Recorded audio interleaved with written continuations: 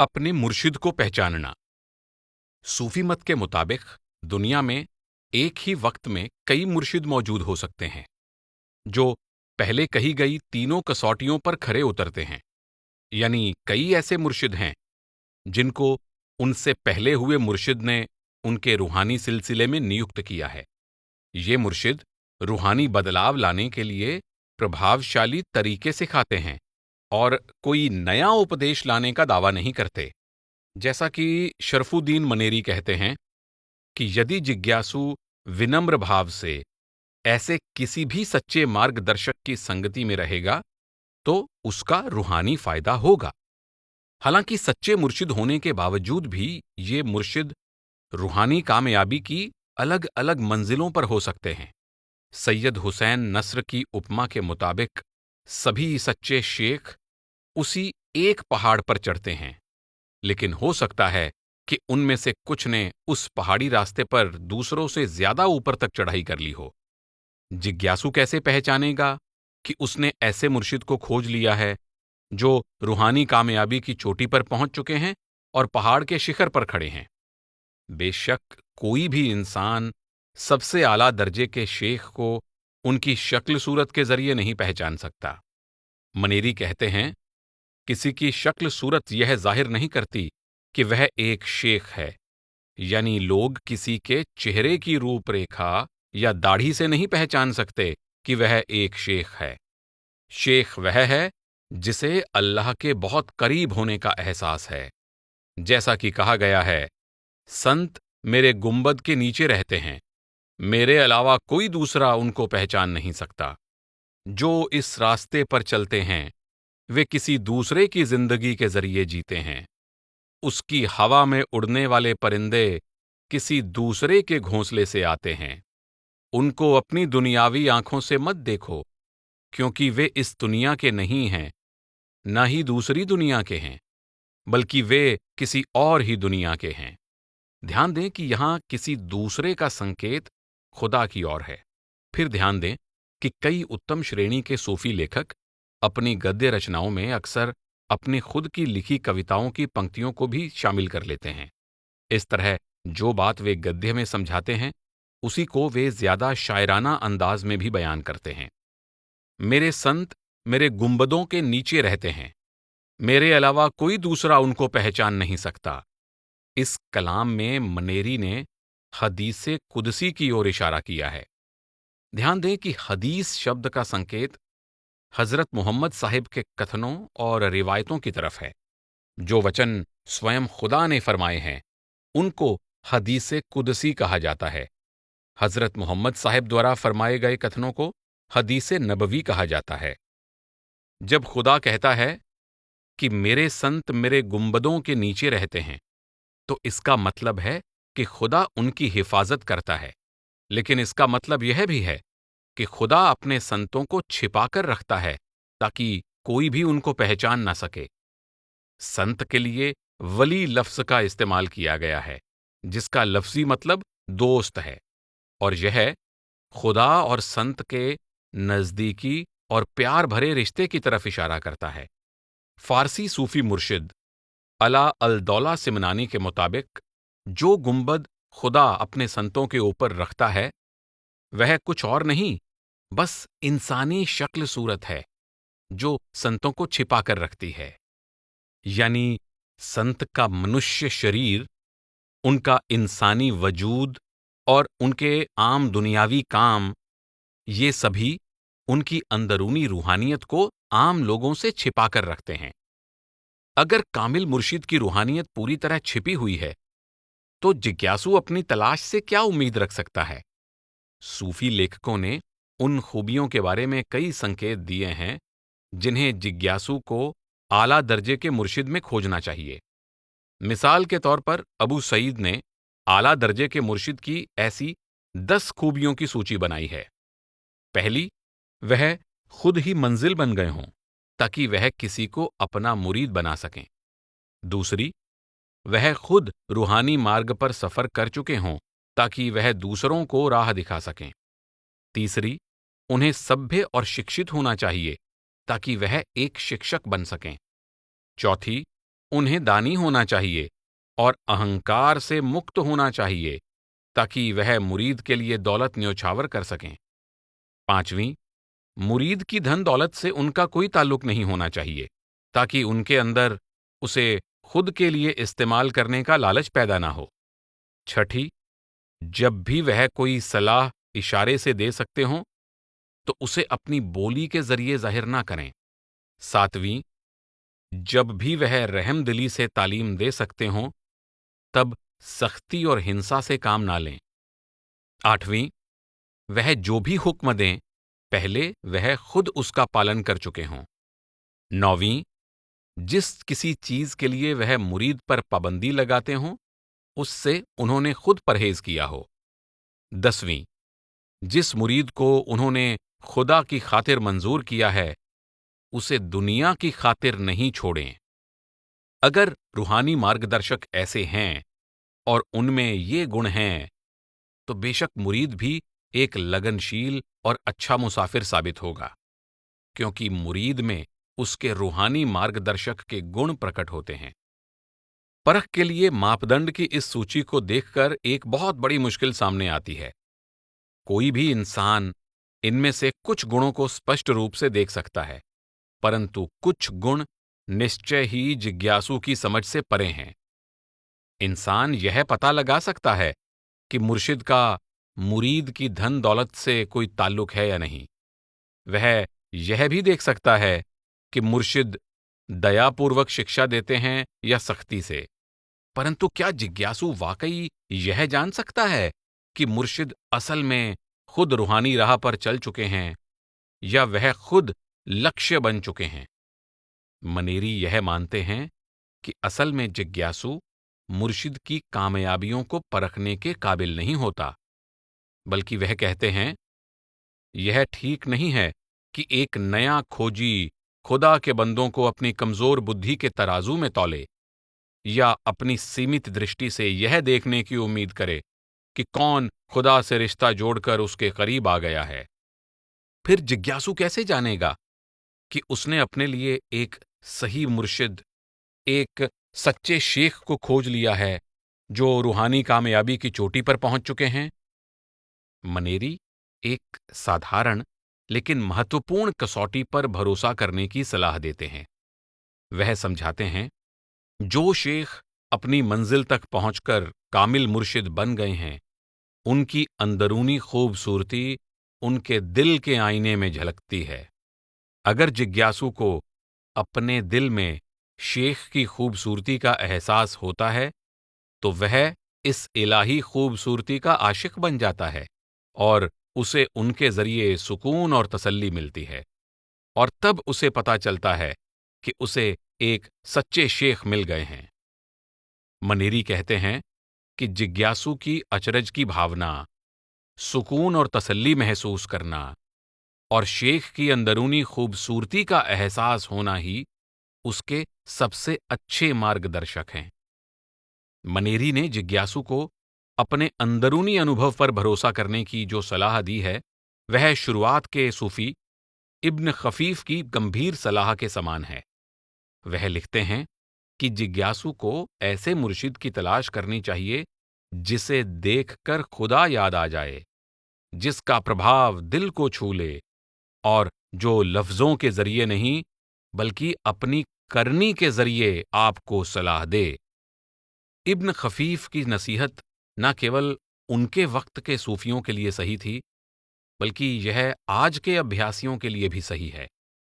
नाहिद अंगा ने इस बात पर जोर दिया है कि मुरीद अपने दिल में इलाही ज़हूर यानी परमात्मा का प्रकट होना के जरिए अपने असली मुर्शिद को पहचान सकता है। सूफी मत में शुरू से ही मुर्शिद लफ्ज़ का इस्तेमाल किया गया है। यह ऐसा खिताब नहीं है जिसे इंसान अपने लिए खुद ले सकता है या दूसरे लोग उसे दे सकते हैं, बल्कि असल में यह इलाही ज़हूर है जो सालिक यानी राही के दिल में झलकता है, जिसे वह किसी भी शक, भ्रम या कल्पना के बिना मंजूर कर लेता है। यही वजह है कि सूफियों के उपदेश में इस कथन को दोहराया गया है, यह जरूरी है कि खुदा खुद सच्चे सालिक के दिल में मुर्शिद के साथ उसकी जान पहचान करवाए। अल्लाह ताला का बख्शा तोहफा। क्या हम इस राज को समझ सकते हैं कि जिज्ञासु अपनी तलाश के आखिर में अपने सच्चे मुर्शिद को कैसे खोज लेता है, उनको कैसे पहचान लेता है? रौंडा के इब्न अब्बाद इसके बारे में साफ और सरल शब्दों में कहते हैं, रूहानी मार्गदर्शक अल्लाह ताला का बख्शा तोहफा है। 12वीं शताब्दी के फारसी सूफी शायर हाकिम सनाई ने दिल को छू लेने वाले एक शेर में कहा है, उसने खुद रहमत करके अपने साथ हमारी जान पहचान करवाई, नहीं तो हम उसको कैसे जान सकते थे। हमारी अक्ल हमें उसके दरवाजे तक ले गई, लेकिन उसकी हुजूरी ने हमें अंदर आने दिया। जिस जिज्ञासु की तलाश अब भी जारी है, उसे मनेरी इन अल्फाज के जरिए भरोसा दिलाते हैं, जो भी इंसान खुदा की तलाश करता है, उसके लिए जो भी जरूरी है, जितना भी जरूरी है, उसे दे दिया गया है। हर मुरीद की किस्मत शुरू से ही तय हो चुकी है और कोई भी उसके रास्ते में किसी तरह की रुकावट खड़ी नहीं कर सकता। वह समझाते हैं कि जिस तरह खुदा के पास अपने संतों को छिपाकर रखने के अपने तरीके और साधन होते हैं, उसी तरह वह जब चाहे और जिसे चाहे संतों से मिलवा देता है। मनेरी कहते हैं कि शेख को खोजने की इच्छा और इरादा मेरे या तुम्हारे जरिए पैदा नहीं होता और न ही यह तुम्हारा या मेरा काम है। अगर खुदा किसी इंसान को शेख के पास पहुंचाना चाहता है तो फिक्र की कोई जरूरत नहीं है, और अगर खुदा की रजा नहीं है तो समझ लो कि अभी उसका वक्त नहीं आया है। देखो कितने लोग इस राह पर सफर शुरू करते हैं और खुदा जिसका इन कथनों में जिक्र किया गया है, उनके गले में अपनी चाहत की डोर डाल देता है, जिसकी उन्होंने न कभी कल्पना की थी न ही इच्छा। अगर यह उसकी रजा नहीं है तो जरा सी भी उम्मीद मत करो, लेकिन अगर वह यह चाहता है तो तुम्हें डरने की कोई जरूरत नहीं।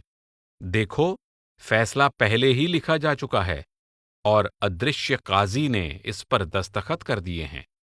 इसलिए अगर खुदा की रहमत से कोई इंसान इतना खुशकिस्मत है कि उसे शेख मिल जाते हैं और वह उनका मुरीद बन जाता है, तब उसकी सही प्रतिक्रिया सिर्फ यही होनी चाहिए कि वह आभार जताए और विनम्र बने। मनेरी लिखते हैं, हम मुरीद होने का झूठा दावा नहीं कर सकते, न ही हम मुसलमान होने की झूठी डींग मार सकते हैं। नेक और सच्चे भक्तों के बीच आखिर हमारी औकात ही क्या है? भले ही हम गुलदस्ता नहीं बन सकते, लेकिन हो सकता है कि हम अंगीठी में डालने लायक कंटीली झाड़ी हैं। यह कथन बिल्कुल सच है, चाहे झूठा दिखावा करके ही सही, लेकिन इस पनाहगाह में रहना किसी दूसरी जगह पर रहने से बेहतर है। मुर्शिद की खोज के बुनियादी नियम एक जैसे ही हैं, चाहे यह खोज मनेरी ने 13वीं शताब्दी के भारत में की हो या इब्न अब्बाद ने 14वीं शताब्दी के स्पेन में या किसी ने आधुनिक युग में की हो। समकालीन सूफी मुर्शिद लेवेलिन वॉन ली ने अपने विचारों को ज्यादा आधुनिक शैली में प्रकट किया है, परंतु उन्होंने रूहानी मार्गदर्शक की तलाश और उन्हें पाने के बारे में जो कुछ कहा है, वह हर समय की सूफी विचारधारा को जाहिर करता है। ध्यान दें कि वॉन ली नक्शबंदी मुज्जदिया संप्रदाय की एक शाखा में शिक्षक हैं। यह शाखा लगभग सभी सूफी संप्रदायों से अलग है, क्योंकि यह एक हिंदू गुरु की वंशावली से चलती आ रही है। जब मुसलमान मुर्शिद शाह फजल अहमद खां ने हिंदू शिष्य लाल जी को अपने संप्रदाय में शामिल करना मंजूर किया, तब लाल जी ने कहा कि अब उन्हें धर्म बदलकर मुसलमान बन जाना चाहिए, परंतु शाह फजल अहमद खां ने जवाब दिया कि उन्हें ऐसा नहीं सोचना चाहिए, क्योंकि रूहानियत किसी विशेष धर्म के अनुयायी होने की मांग नहीं करती। उन्होंने न केवल उनको अपना मुरीद बनाना मंजूर किया, बल्कि उनको अपना जानशीन गुरु भी बना दिया।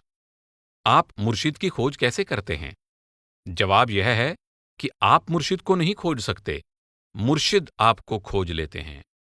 हम अपनी इच्छा और अंदरूनी कोशिश के जरिए अपने दिल के शीशे को तब तक चमकाते हैं जब तक कि वह हमारे अंतर में खुदा के नूर की झलक नहीं दिखाता। जब यह नूर बहुत तेज हो जाता है, तब यह उस मुर्शिद का ध्यान अपनी ओर खींचता है जिसके साथ हमारा संबंध है। बाहरी तौर पर ऐसा लग सकता है कि रूहानी प्रक्रिया किसी किताब को पढ़ने से या किसी मुर्शिद के बारे में सुनने से शुरू होती है, परंतु यह प्रक्रिया हमेशा आंतरिक मंडलों में आरंभ होती है और फिर भौतिक शरीर में प्रकट होती है। हमें कैसे पता चलता है कि जिस मुर्शिद के साथ हमारा संबंध है वही मुर्शिद हमारे लिए सही है?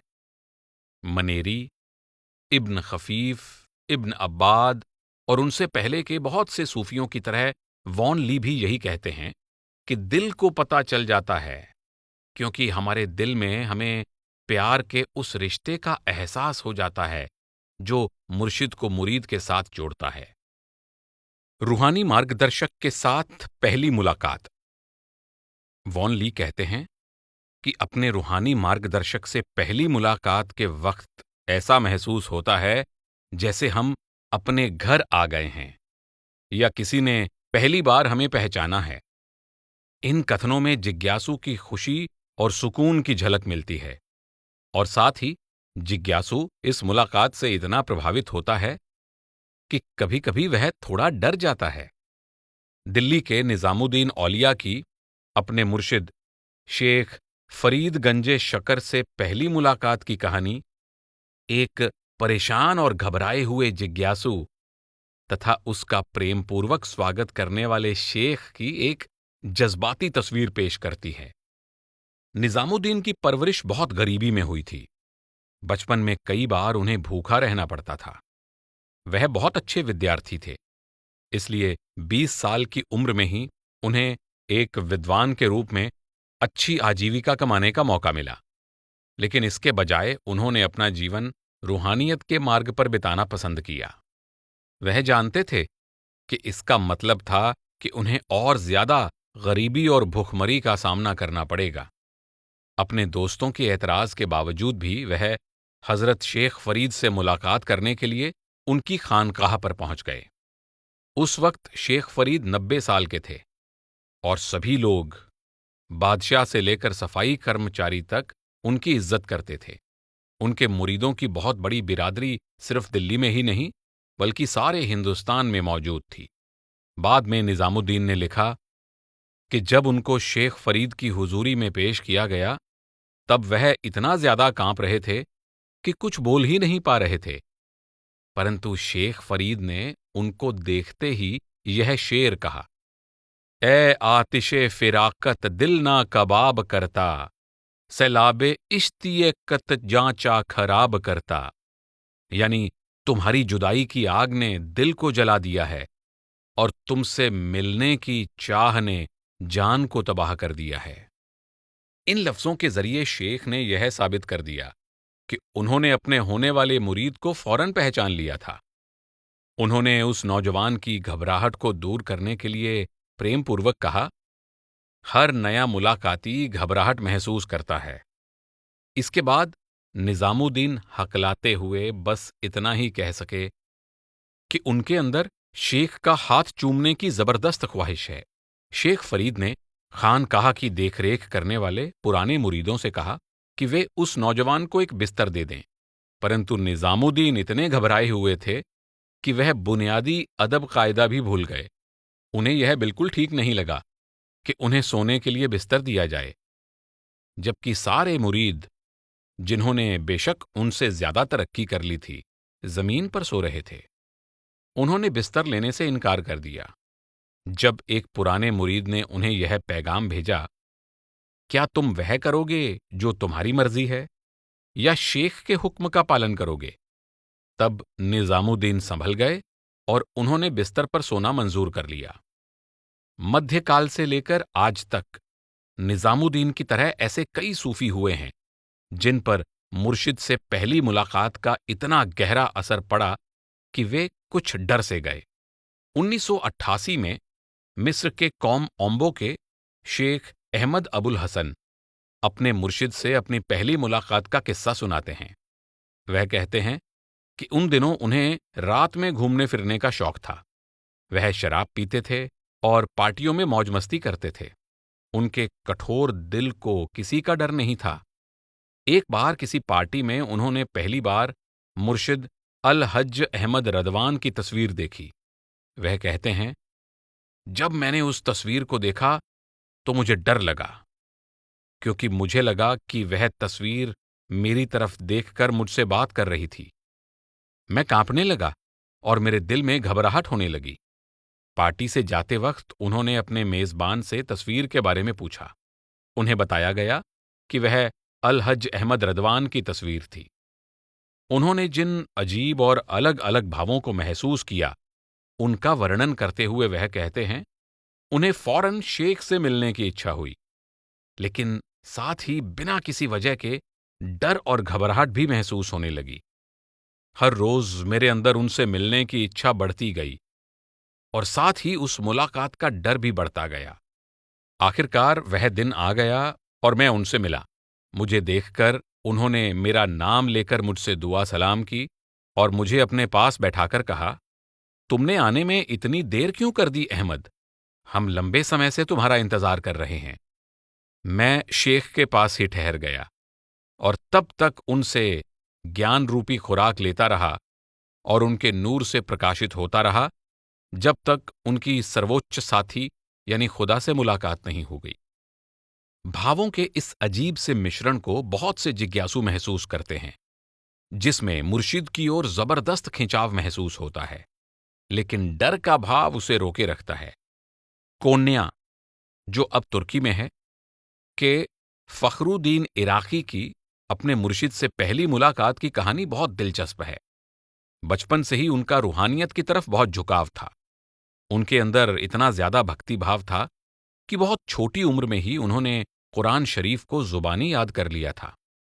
अभी वह नौजवान ही थे जब कलंदरों की एक टोली उनके शहर से गुजरी। कलंदर ऐसे मस्त फकीर हैं जो जगह जगह घूमते रहते हैं।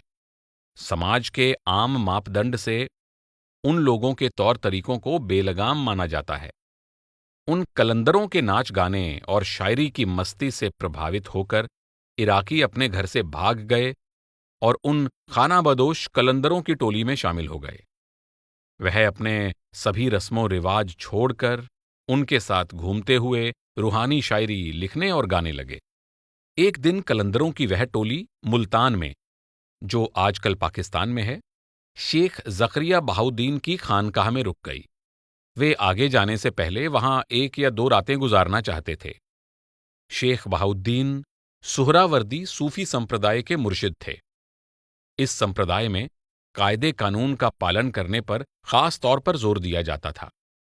इसलिए हम खुद ही अंदाजा लगा सकते हैं कि मेहमान नवाजी की उम्मीद रखकर जब उन अलमस्त कलंदरों की टोली उस खानकाह में आई, तब वहां के लोगों पर इसका क्या असर हुआ होगा। परंतु शेख बहाउद्दीन की नजर उस टोली के सिर्फ एक नौजवान पर थी। शेख ने कलंदरों की टोली को देखते ही फौरन अपनी नजर इराकी पर टिका दी, मानो उन्होंने उस नौजवान को पहचान लिया हो। उन्होंने अपने एक नजदीकी मुरीद इमामुद्दीन से कहा, यह नौजवान पूरी तरह से तैयार है, इसको हमारे साथ ही रहना चाहिए। इराकी को भी शेख के प्रति बहुत ज्यादा खिंचाव महसूस हुआ, लेकिन वह वहां नहीं रहना चाहते थे। उन्होंने अपने साथियों पर जोर डाला कि जितनी जल्दी हो सके उन्हें वहां से निकल जाना चाहिए। उन्होंने कहा, जिस तरह चुंबक लोहे को अपनी तरफ खींचता है, उसी तरह शेख मुझे काबू कर लेंगे। हमें फौरन यहां से चले जाना चाहिए। वह टोली इराकी के साथ चुपचाप वहां से चली गई। लेकिन कुछ ही दिनों के बाद एक जबरदस्त आंधी आई और उस आंधी की भाग दौड़ में इराकी और एक दूसरा आदमी उस टोली से बिछुड़ गए। इस वक्त शेख बहाउद्दीन के प्रति इराकी के खिंचाव ने उनके एतराज और डर पर काबू पा लिया और उन्होंने शेख के पास वापस जाने का फैसला कर लिया। लेकिन वह अपने दोस्त को अपने साथ चलने के लिए राजी नहीं कर सके, इसलिए वह अकेले ही चले गए। उनके वापस पहुंचने पर बहाउद्दीन ने उनको डांटा, इराकी, तुम हमसे दूर भाग गए थे। इराकी ने जवाब दिया, मेरा दिल पल भर के लिए भी आपसे दूर नहीं भागेगा, क्योंकि शरीर खुद को रूह से अलग कैसे कर सकता है। आपकी रहमत की दाई ने मुझे अपने बाजुओं में भर लिया है। मेरी मां से भी पहले उसने मुझे 100 तरह का दूध पिलाया था। उस दिन से इराकी शेख बहाउद्दीन के साथ रहने लगे। 25 साल के बाद जब शेख की मृत्यु हुई, तब वह उनके जानशीन बने। भले ही कोई मुरीद अपने मुर्शिद से पहली मुलाकात पर अचरज और डर महसूस करे, या खुशी और राहत महसूस करे, या उसका दिल शुक्रगुजारी से भर जाए, लेकिन एक बात तो साफ जाहिर है, वह बहुत ज्यादा खुशकिस्मत है। रोंडा के इब्न अब्बाद कहते हैं कि सच्चे मार्गदर्शक का मिल जाना लाल गंधक के मिलने जैसा है, जो दुनिया की सबसे ज्यादा कीमती और नायाब चीज है। यह कीमियागरों का पारस है। अगर जिज्ञासु को ऐसे रूहानी मार्गदर्शक मिल जाते हैं जो भक्ति के मार्ग पर उसका मार्गदर्शन करते हैं और मार्ग में आने वाले खतरों से उसे बचाते हैं, तो जिज्ञासु को उनके चोगे का किनारा कसकर पकड़ना चाहिए, उनके कदमों के निशान पर चलना चाहिए और अपनी कथनी और करनी में उनके जैसा बनना चाहिए। जिज्ञासु को यह एहसास होना चाहिए कि उसको लाल गंधक मिल गया है और अनादि आनंद का बहुत बड़ा हिस्सा मिल गया है। मुरीद का इकरार, शेख का हाथ थामना। सूफियों में बैत करने को शेख का हाथ थामना कहा जाता है। यह एक उपमा है कि शेख अपना हाथ देते हैं और मुरीद उसे पकड़ता है। जिस तरह एक बच्चा बाजार की भीड़ से गुजरते वक्त धक्का मुक्की से बचने के लिए अपने पिता का हाथ पकड़े रखता है, या कोई कमजोर या अपाहिज इंसान किसी ताकतवर दोस्त का हाथ पकड़ता है, उसी तरह मुसाफिर अपने मार्गदर्शक का हाथ पकड़ लेता है। यह भावपूर्ण उपमा इशारा करती है कि बैत का मतलब है मुर्शिद की पनाह और सहारे को कबूल करना। अगर मुरीद जिंदगी भर मुर्शिद के हाथ को थामे रखता है, तो इसका मतलब है कि वह अपने मुर्शिद की सोहबत में है, उनकी पनाह में है। जैसा कि जामी लिखते हैं, कामिल मुर्शिद ने मुरीद को अपना हाथ थमा दिया है। जब वह उनकी सोहबत में होता है, तब वह मुसीबतों से बचा रहता है।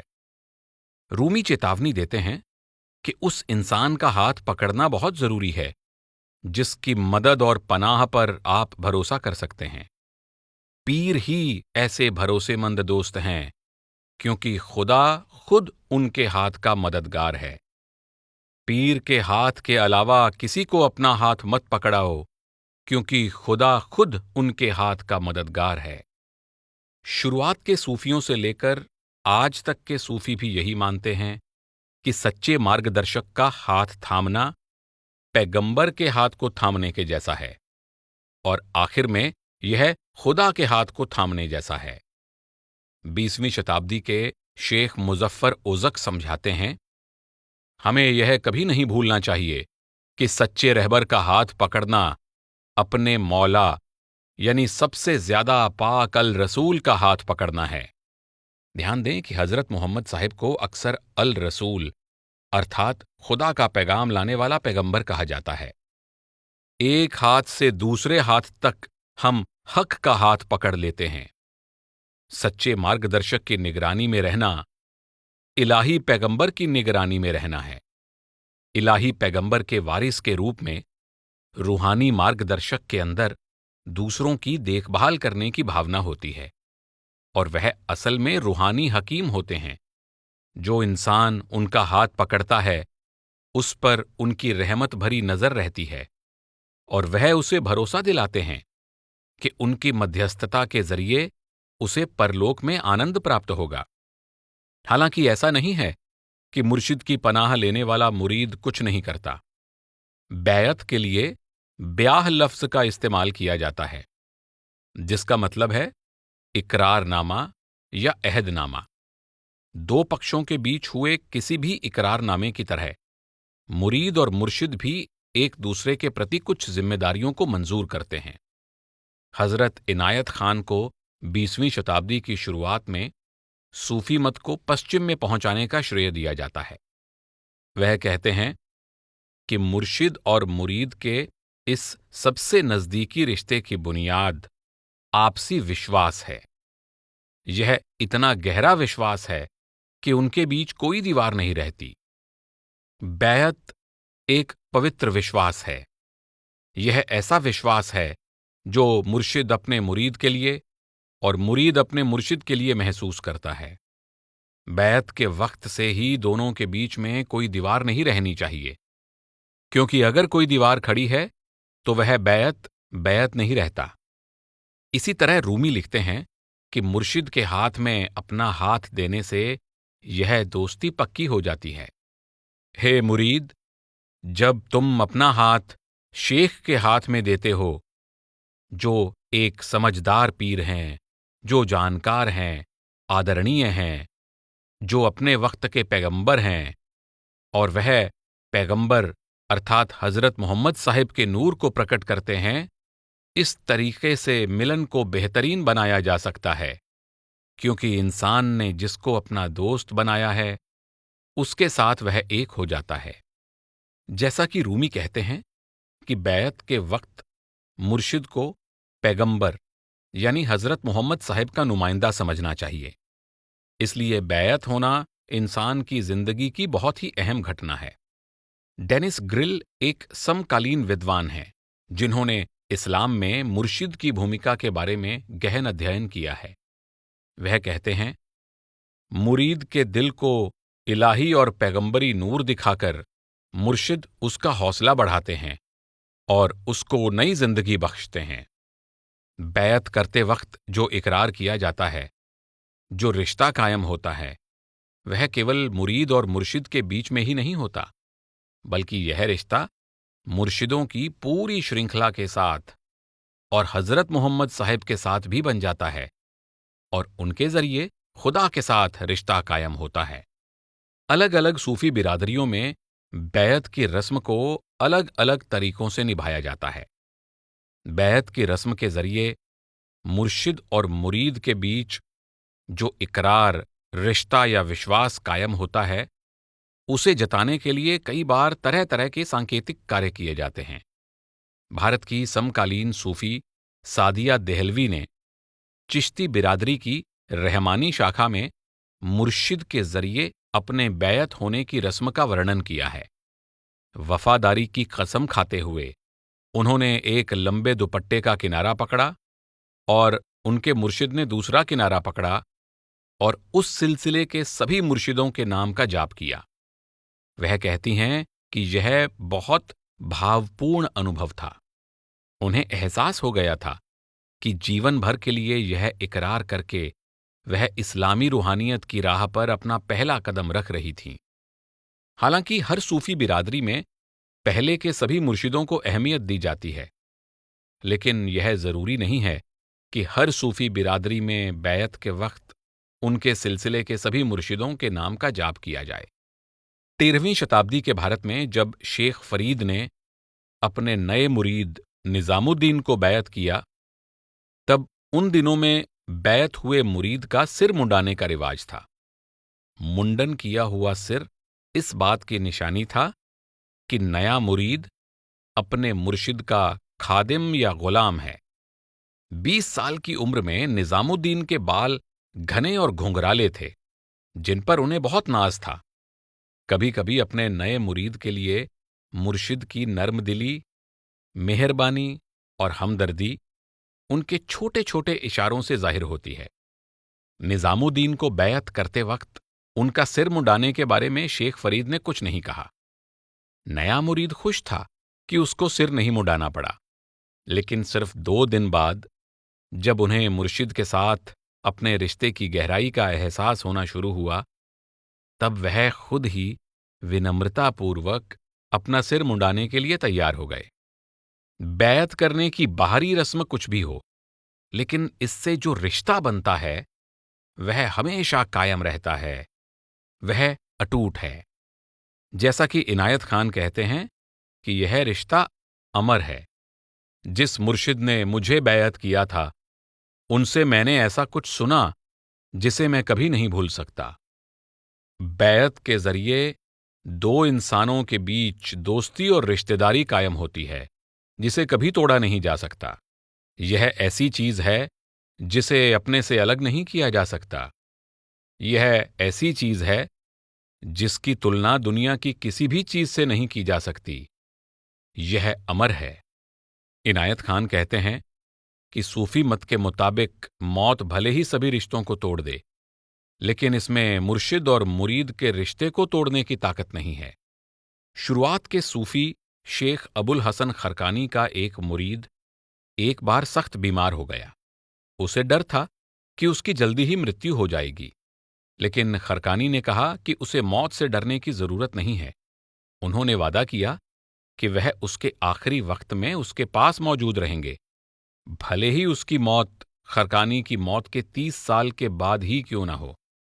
बाद में उसके बेटे ने बताया कि खरकानी की मौत के कई सालों बाद जब मुरीद का आखिरी वक्त आया, तब उसने खड़े होकर ऊंची आवाज में कहा, मानो वह किसी से बात कर रहा हो, दाखिल हो जाओ और तुम्हें भी सुकून मिले।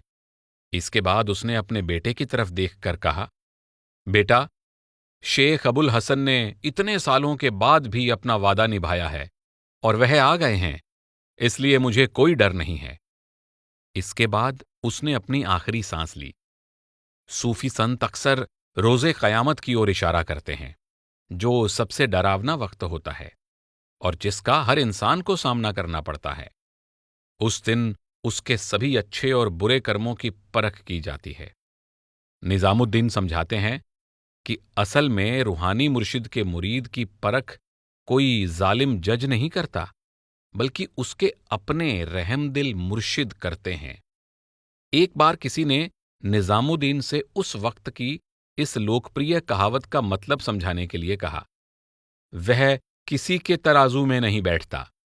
उन्होंने समझाया, इसका मतलब है कि जो भी इंसान रूहानी मुर्शिद से जुड़ गया है, वह जानता है कि फैसले के दिन उसके कर्म उसके मुर्शिद के तराजू में रखे जाएंगे।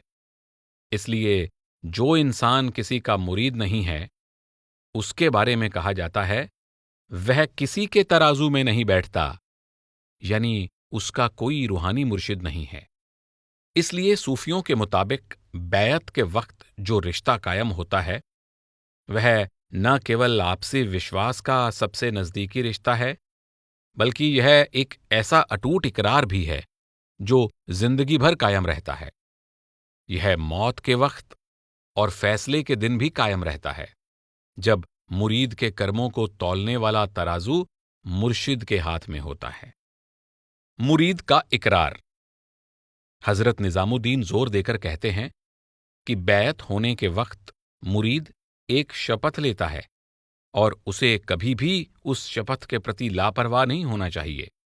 जो भी इंसान किसी शेख का हाथ पकड़ता है और उनके प्रति वफादारी की शपथ लेता है, वह खुदा के साथ इकरार करता है। उसको अपने इस इकरार पर कायम रहना चाहिए, क्योंकि अगर वह अपने इस पक्के इरादे पर टिका नहीं रहता, तो ऐसे हालात में वह किसका सहारा ले सकेगा। इकरार पर कायम रहने का मतलब है कि ईमानदारी से, पूरा जोर लगाकर और सच्चे दिल से मुर्शिद के हुक्म का पालन करना, यही अपनी वफादारी की शपथ को निभाना है। हदीसे नुवाबी यानी हजरत मोहम्मद साहिब का एक कथन के मुताबिक मुरीद में तेल पहले से ही मौजूद है, मुर्शिद बस दीपक जला देते हैं। इस कथन का मतलब है कि मुरीद में रूहानी अभ्यास करने और अपने अंदर छिपे सच की तलाश करने की काबिलियत पहले से ही मौजूद है, लेकिन उसे प्रेरणा देने के लिए मुर्शिद की जरूरत होती है। इसी तरह इनायत खान लिखते हैं, मुर्शिद मुरीद को कुछ नहीं देते और न ही कुछ सिखाते हैं, क्योंकि वे उसको वह चीज नहीं दे सकते जो उसके पास पहले से मौजूद है। वे मुरीद को वह नहीं सिखा सकते जो उसकी रूह हमेशा से जानती है। मुरीद की जिंदगी में उनका कार्य उसे यह दिखाना है कि वह खुद अपनी अंदरूनी रोशनी तक जाने वाले रास्ते को कैसे साफ कर सकता है। बैत करते वक्त रूहानी अभ्यास के बारे में निर्देश दिए जाते हैं। हालांकि अलग अलग सूफी बिरादरियों में अभ्यास के तरीके अलग होते हैं, लेकिन एक अभ्यास जो सभी सूफी बिरादरियों में एक जैसा है वह है जिक्र। जिक्र एक दुआ है, कुछ खास लफ्जों को दोहराना है। जिक्र कई तरह से किया जाता है। यह अकेले में या लोगों के साथ किया जा सकता है, या लंबे समय तक अकेले रहकर किया जा सकता है। यह बिना हिले डुले या कुछ खास क्रियाएं करते हुए भी किया जा सकता है। इन लफ्जों को चुपचाप या जोर जोर से बोलकर दोहराया जा सकता है। लफ्जों को दोहराते हुए शरीर के किसी खास नुक्ते पर या शरीर से बाहर किसी चीज पर ध्यान एकाग्र किया जा सकता है। पहले कहे गए अलग अलग तरीकों के बावजूद जिक्र के अभ्यास के बारे में सबसे अहम बात यह है कि जिक्र सिर्फ एक सच्चे मुर्शिद की इजाजत से करना चाहिए। सूफियों के मुताबिक जिक्र को दोहराने से मुरीद को अपने मुर्शिद से रूहानी मदद मिलती है और खुद मुर्शिद को अपनी वंश श्रृंखला के जरिए अपने से पहले हुए मुर्शिदों से लगातार रूहानी मदद मिलती है। अगर कोई सच्चे मुर्शिद की इजाजत के बिना उन्हीं लफ्जों को दोहराता है तो यह सिर्फ बेकार और बेअसर ही नहीं है, बल्कि यह उस इंसान के लिए खतरनाक भी साबित हो सकता है। दुनिया के कई मजहबों के जानकार टाइटस बरखाट ने शेख की इजाजत के बिना जिक्र करने के बारे में अल गजाली की कही गई चेतावनियों का निचोड़ बताया है। जिक्र के लिए मुर्शिद की इजाजत जरूरी है। इस इजाजत के बिना दरवेश को अपने सूफी सिलसिले के जरिए मिलने वाली रूहानी मदद नहीं मिलती। इतना ही नहीं, अपनी खुद की कोशिश से वह अंदरूनी निशानियों को न पहचान पाने की वजह से गुमराह होने का खतरा मोल ले लेता है। इससे बेशुमार मानसिक प्रतिक्रियाएं पैदा हो सकती हैं। आखिर में जिक्र लगातार याद करने का अभ्यास बन जाता है। रूमी यानी मौलाना रूम के बारे में एक मजाकिया कहानी जाहिर करती है कि कैसे रोजमर्रा की जिंदगी में भी जिक्र का अभ्यास लगातार चलता रहता है।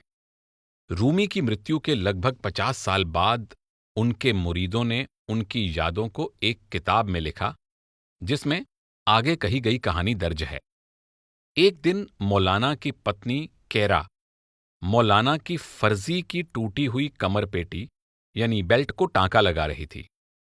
ध्यान दीजिए कि फर्जी बिना काज और बटन का एक तरह का लंबा ढीला पहनावा है जो कपड़ों के ऊपर पहना जाता है। उस वक्त मौलाना ने वह फर्जी पहनी हुई थी। यह सभी जानते हैं कि उस कपड़े को टांका नहीं लगाना चाहिए जो किसी ने पहन रखा हो। अगर ऐसा करना ही है तो उस शख्स को अपने मुंह में बीज, घास के तिनके या कागज के टुकड़े जैसी कोई चीज रखनी चाहिए, नहीं तो यह बहुत बड़ा अपशकुन माना जाता है। उस वक्त केरा खातून के मन में ख्याल आया, क्या मौलाना ने अपने मुंह में कुछ रखा है? मौलाना ने फौरन जवाब दिया, फिक्र मत करो, तुम टांका लगाए जाओ, क्योंकि मेरे मुंह में है, कहो अल्लाह एक है। मैंने अल्लाह को अपने दांतों में कस कर पकड़ा है। इस तरह रूमी ने मजाकिया अंदाज में बिना किसी नुक्ताचीनी के उस वक्त के आम अंधविश्वास के बारे में अपनी सोच जाहिर की।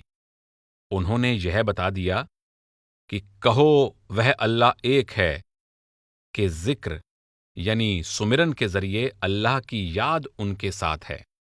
यह घटना एक मजाकिया पहलू सामने लाती है, लेकिन यह जरूरी नहीं है कि रूमी ने अपने मुरीदों को ये अल्फाज जिक्र के लिए दिए हों। सूफी संतों ने जिक्र के लिए अलग अलग लफ्जों का इस्तेमाल किया है। कभी कभी इन लफ्जों को पूरी तरह से छिपाकर रखा जाता है। एक बार एक सरकारी अधिकारी रूमी के पास आया। वह यह जानने के लिए उत्सुक था कि रूमी अपने मुरीदों को जिक्र के लिए कौन से लफ्ज सिखाते हैं। उसने शेखी बघारते हुए जिक्र के लिए कई अलग अलग लफ्जों को दोहराया जिनके बारे में उसे जानकारी मिल चुकी थी। साथ ही उसने उस मुर्शिद का नाम भी बताया जो जिक्र के लिए उन लफ्जों का इस्तेमाल करते थे। इसके बाद उसने रूमी से पूछा कि वह जिक्र के लिए कौन सा मंत्र सिखाते हैं। रूमी ने उत्तर दिया, हमारे जिक्र के लफ्ज हैं अल्लाह अल्लाह अल्लाह, क्योंकि हम अल्लाह के मुरीद हैं। हम अल्लाह से आए हैं और अल्लाह में ही समा जाएंगे। इस बातचीत के दौरान रूमी ने शायद उस असली जिक्र को जाहिर नहीं किया हो जो वह अपने मुरीदों को सिखाते थे। हो सकता है कि वह केवल यह कह रहे हों कि उनका पूरा अभ्यास उस एक अल्लाह की याद पर केंद्रित है।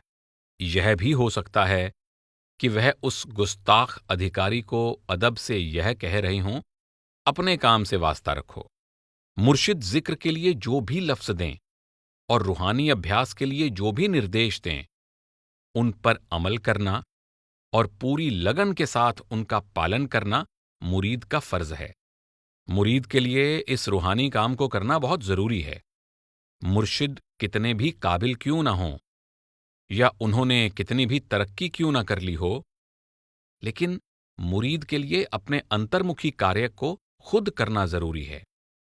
जैसा कि फारसी के सूफी शायर हाकिम सनाई लिखते हैं, जिस राह पर तुम्हें खुद सफर करना है वह तुम्हारे दिल के शीशे को चमकाने से मिलेगी। सनाई के समय में धातु के पतरे को शीशे की तरह इस्तेमाल किया जाता था। उसे अच्छी तरह चमकाने से उसमें अपना चेहरा दिखाई देता था। धातु के पतरे को चमकाने की यह उपमा बिल्कुल वाजिब है, क्योंकि इस काम के लिए लंबा समय और कड़ी मेहनत जरूरी थी और लगातार पूरा जोर लगाना पड़ता था। मुरीद का दिल भी बेजान और जड़ धातु के टुकड़े जैसा है, लेकिन अगर सब्र और लगन के साथ लगातार कड़ी मेहनत करके इसे चमकाया जाए तो इसमें खुदा का नूर झलकने लगेगा। यह मुरीद का काम है और इसे करना उसके लिए जरूरी है। बगदाद में सूफियों की एक छोटी सी टोली के जुनैद और शिबली नाम के दो सूफियों की कहानी इस नुक्ते को समझाती है। जुनैद को मुर्शिद मानकर शिबली उनके पास गया और बोला, बहुत से लोगों ने मुझे बताया है कि आप जागृति और इल्मे इलाही यानी दिव्य ज्ञान रूपी मोतियों में माहिर हैं। आप उनमें से एक मोती मुझे दे दें या एक मोती मुझे बेच दें। जुनैद ने मुस्कुराकर कहा, अगर मैं इसे बेचता हूं तो तुम इसकी कीमत नहीं चुका सकोगे। अगर मैं इसे तुम्हें मुफ्त देता हूं तो इतनी आसानी से मिलने की वजह से तुम इसकी कद्र नहीं करोगे। तुम वैसा ही करो जैसा मैंने किया है और समुद्र में कूद जाओ। अगर तुम सब्र से इंतजार करोगे तो तुम्हें मोती मिल जाएगा। जुनैद कहते हैं कि वह मुरीद को जागृति का मोती बेच नहीं सकते और न ही दे सकते हैं। इसे पाने के लिए मुरीद को कोशिश करनी पड़ती है। कहा जाता है कि जुनैद अपने वक्त के सबसे महान शेख थे और कई लोग उनके मुरीद बनने के लिए उनके पास आते थे। उनको बैत के लिए मंजूर करने से पहले वह उन्हें 1 साल या 2-3 साल तक या इससे भी ज्यादा वक्त तक पत्थर काटने का काम करने के लिए कहते थे। यह उन्हें तब तक करना होता था जब तक वे उस चीज को सीख नहीं लेते थे जो उनको इस कार्य से सीखनी जरूरी थी। उनको पत्थर काटने से क्या सीखना था? कड़ी मेहनत, लगातार कोशिश और सब्र। इनायत खान ने मुरीद की अथक रूहानी कोशिश की अहमियत को एक उपमा के जरिए समझाया है, जो 20वीं शताब्दी के जिज्ञासु के लिए जानी पहचानी है। उन्होंने शीशे को चमकाने या पत्थर को काटने के बजाय यह कहा है, ब्याह के जरिए यानी अपने मुरीद को बैत करने के जरिए मुर्शिद उसकी रूह को नई ऊर्जा से भर देते हैं। अगर मुरीद जानता है कि इस ऊर्जा को कैसे कायम रखना है और इसे गंवाए बिना कैसे संभालना है, तब यह ऊर्जा उस खमीर की तरह बन जाएगी जो कभी खराब नहीं होता और हजारों सालों तक टिका रहता है। सदियों से सूफी संत अलग अलग तरीकों से मुरीद के अंतर्मुखी कार्य के महत्व को समझाते आए हैं। भले ही इसे किसी भी तरह से समझाया जाए, लेकिन बैत के वक्त मुरीद की ली हुई शपथ भी कम महत्वपूर्ण नहीं होती। मनेरी इशारा करते हैं कि अपने आप को मुरीद कहने का मतलब सिर्फ बैत की रस्म से गुजरना नहीं है। मुरीद होने के खिताब को कम महत्वपूर्ण नहीं समझना चाहिए। जब कोई मुरीद लोगों के सामने मुरीद होने का दावा करता है और मुरीद का पहरावा पहन लेता है, तब उसके लिए बहुत जरूरी है कि वह सत्य की खोज में जी जान से कोशिश करे और उस रास्ते पर कदम रखे जो सीधा पुल की तरफ जाता है। अगर उससे पूछा जाए कि क्या वह एक मुरीद है, तो उसे कहना चाहिए, खुदा की रजा होगी तो शायद मैं मुरीद बन जाऊंगा। यानी कि वह मुरीद बनने का मतलब समझा रहा है। वह किसी भी चीज का दावा करने से पीछे हट जाता है।